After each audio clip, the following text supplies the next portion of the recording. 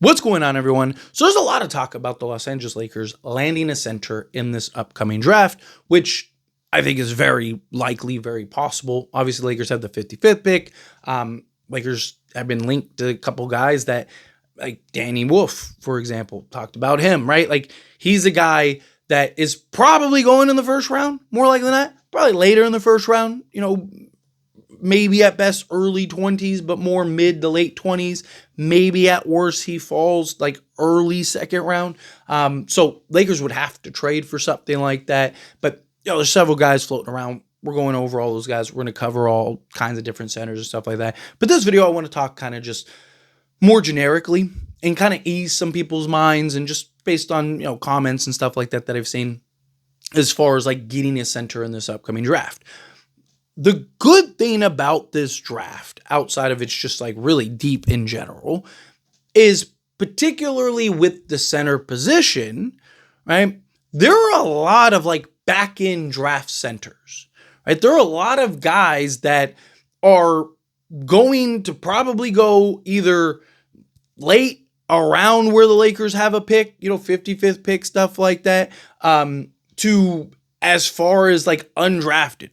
I wouldn't be surprised. I mean, every year there's, a handful of undrafted centers, but I wouldn't be surprised if there's a handful of undrafted centers that are actually good enough to where they should have been drafted. But this draft is just so flushed with just all kinds of guys and has multiple big men. It has multiple things. And you also got to keep in mind, like, teams' needs, right? Like, how many teams need another center, right? Like, you had several teams that needed a center that went and drafted that last year, right? Look at like the Memphis Grizzlies, for example, went and got a Zach Edey, right? Like, so, there's teams that, yes, still need a center. Like the Warriors need a center. There's like 30 centers in this draft that the Warriors should probably be looking at. I'm sure Warrior channels are probably talking all kinds about that stuff, or at least they should, But for the Lakers are one of the teams that also really needs a center.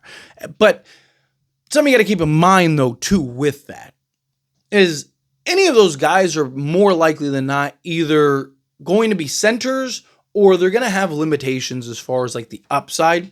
Now, obviously the project big, that is something that you're just going to kind of, you're not expecting much, right? Looking for him to come in. Can he give you 10 minutes a night and just some production, right? Luke is going to make him look better than he would otherwise. But you're looking at, again, project. It's a project.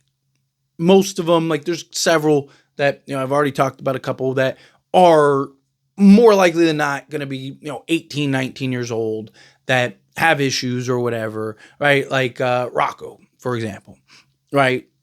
Coming off of an injury that he missed all of last season on, right? And then, there's just questions of like, how is he going to recover and all that stuff? And he was already like a second round guy. He's looked at as has the upside. There's some potential there, but he's a guy that, there's questions, right? Did a whole video about him. Go check that out, right? But that's fine, right? The project side of things.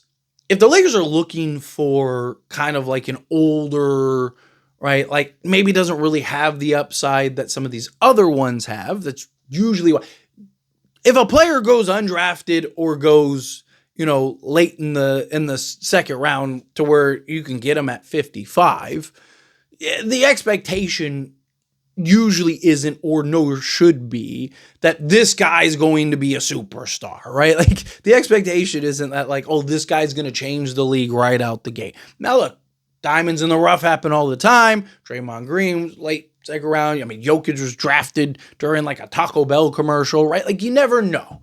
I want to make that clear. I mean, Austin Reeves, I know I've been very critical of Austin Reeves, but he was an undrafted guy that is good. He's a great player, right? Like, I don't think he's a superstar. I don't think he's like this all-star guy. I don't think he's like, what he's hyped up to be at times.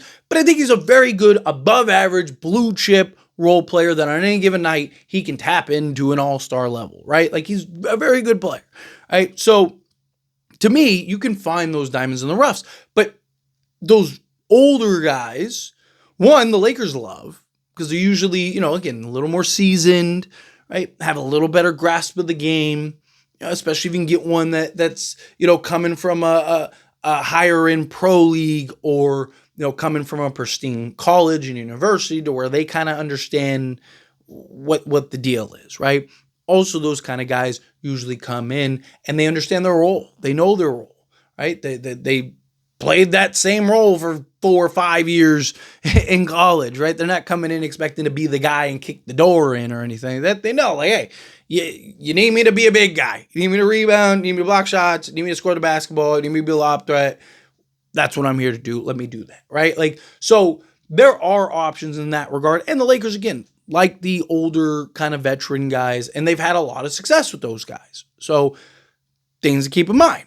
But I don't think that's necessarily a bad thing. Like when people look at it like, oh, at that 55, you take the guy with the upside, or you take whatever. Like, I think you should take the guy that you think is best, right? And look, I trust the Lakers scouting department to get it done.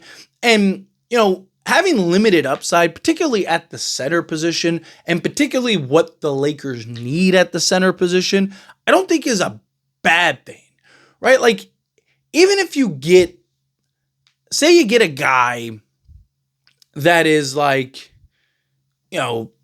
23 that comes in, it's not a guy that is looked at as like a ton of upside. I'm trying to like kind of process one, but most of the guys later kind of all like 19, some of that, at least the guys are popping in my head. But, just we'll kind of make up an example, right? So, say there's a guy, 23, not a ton of upside, right? But he's ideal for what the Lakers need. Run the floor, block shots, rebound, right? It's fine. That's all you need, right? Like, the Lakers don't need this like superstar. Like, they don't need to go get the next Jokic or the next Joel Embiid or anything like that. Don't get me wrong, I would love it.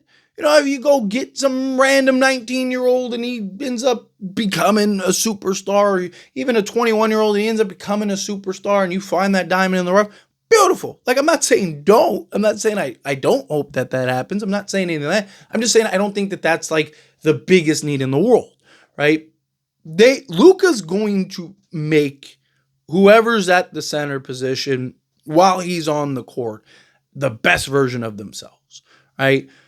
So to me, I don't mind if the Lakers get somebody undrafted. It's why I've talked about I think the Lakers should look to draft the wing position, right? Go and get, go get a Zion James, right? Talked about him, right? Go check out that video, right? Go get a Zion, 6'6", athletic, big, strong, physical, kind of Lou Dort type guy, like a bigger Lou Dort, veteran guy, by college standards, come in, plug in, and immediately make an impact. He's a guy that I really like, comes from Duke, right? Somebody like that, because I think that there's going to be guys undrafted that you can go and bring in and take a flyer on. And even some kind of the older guys, because those are the guys that usually end up getting, left out, right? Are the guys that, they're 23, they're not like super skilled offensively, and they just kind of, they just run the floor really well, and maybe rebound really well or whatever, but they're not like superstars in any particular area, right? Like, but again, you don't need that. Like, you just need hey, can you in 25 minutes a night go get me 8 rebounds and 10 points? Can you be a 10 and 8 guy off the bench or in a starting role or whatever? If you can do that, beautiful. That's all the Lakers need. The Lakers don't need necessarily this big superstar. And I think no matter what, even if they do and go draft a guy, let's say the Lakers end up finding a guy, draft a guy, boom, bring him in. Chances are they're still going to go and either trade for a guy or sign a guy, right? Because they're going to want at least a veteran presence one way or another, right? So let's just use Danny Wolf as an example, right? Say Lakers are able to land Danny Wolf, right? Boom, draft Danny Wolf. They're still probably going to go get, maybe potentially a Nick Claxton, because they're going to look at it like, hey, Danny Wolf's going to need probably some time to work it out. And even if he doesn't, right? Like, let's say he's good to go right away. Like, that's value, right? Good problem to have. We'll figure that out, right? Like, and then you're still probably going to keep in a Jackson Hayes or a Koloko or Jameson or whatever, depending on the guy that you draft, right? So to me, I think regardless, the Lakers are probably going to go get centers in free agency and whatnot. But if they can solve it through the draft or undrafted market or whatever, I think that would be huge and beneficial. I think that's something that could be really, and I think that there's going to be at least a couple guys, and you're the Lakers, and those guys are going to be excited and going to want to go to Lakers, and they're also going to look at it as like, hey, probably my best shot to actually get a rotation spot in some minutes because they don't have a bunch of centers. So it's not like I have a ton of competition. So I do think it'd be very beneficial for those teams or for those guys, right? But anyway, as always, this is a discussion. Pass a question on you. Let me know your thoughts and opinions down in the comments below. What do you think? Phil, what are your thoughts? Do you agree, disagree, mix in the middle? Either way, let me know down in the comments. That being said, if you haven't liked this video, hit that like button. Helps me a lot. So we enjoy these types of videos, and I truly appreciate it. Not subscribe channel, hit that subscribe button. Turn on the bell notifications. Appreciate y'all. See you in the next one. Thank you.